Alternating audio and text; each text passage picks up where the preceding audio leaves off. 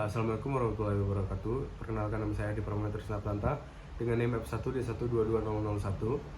Kali ini saya akan memaparkan tugas hidrologi UAS saya. Studi liberatur saya adalah karakteristik fisika air tanah dan air permukaan serta hubungan dengan kondisi geologi di lereng selatan Gunung Manggalayang, Sumedang, Jawa Barat. Untuk pendahuluannya adalah penelitian ini dilakukan di daerah Jatinangor yang terletak di lereng selatan Gunung Manggalayang, membahas isu-isu kritis terkait sumber daya air, tanah, dan air permukaan. Tujuan utama dari penelitian ini adalah untuk mengeksplorasi karakteristik air tanah dan air permukaan dan karakteristiknya dengan kondisi geologi lokal. Untuk hasilnya adalah temuan tentang kualitas air. Studi ini mengidentifikasi dua kelompok air tanah dan air permukaan yang berbeda berdasarkan sifat fisiknya. Kelompok 1 menunjukkan tingkat konduktivitas rendah hingga sedang. Lalu pengaruh geologi pada karakteristik air.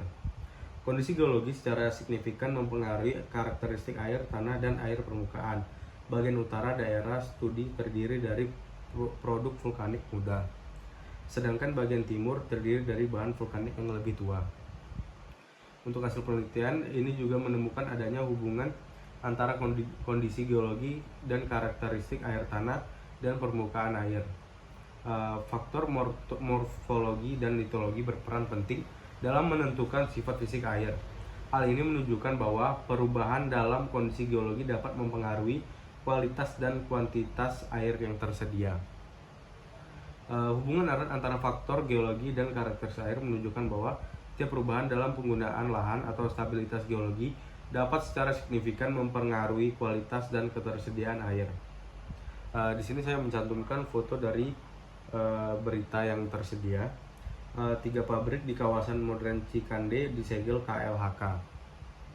Diketahui lokasi dari berita tersebut berada di Kabaene, Sulawesi Tenggara. Rumusan masalah yang terdapat dalam berita tersebut adalah pertambangan nikel yang menyebabkan air permukaan menjadi keruh dan tercemar logam berat, sehingga berdampak pada mata pencarian, kesehatan, dan ekosistem. Limbah cair tambang menimbulkan berbagai bahaya bagi lingkungan, terutama pencemaran air dan tanah, serta kerusakan ekosistem. Air limbah tambang seringkali mengandung logam berat, asam sulfat, dan zat berbahaya lainnya yang dapat mencemari sumber air dan merusak tanah. Kesimpulan yang saya dapat adalah penelitian ini menunjukkan hubungan kritis antara kondisi geologi dan karakteristik air di lereng selatan Gunung Manggalayang. Wawasan yang diperoleh sangat berharga untuk meningkatkan pengetahuan dalam hidrogeologi dan dapat berfungsi sebagai dasar untuk strategi pengolahan sumber daya air yang berkelanjutan di wilayah tersebut. Sekian presentasi dari saya, tugas UAS Hidrogeologi. Assalamualaikum warahmatullahi wabarakatuh.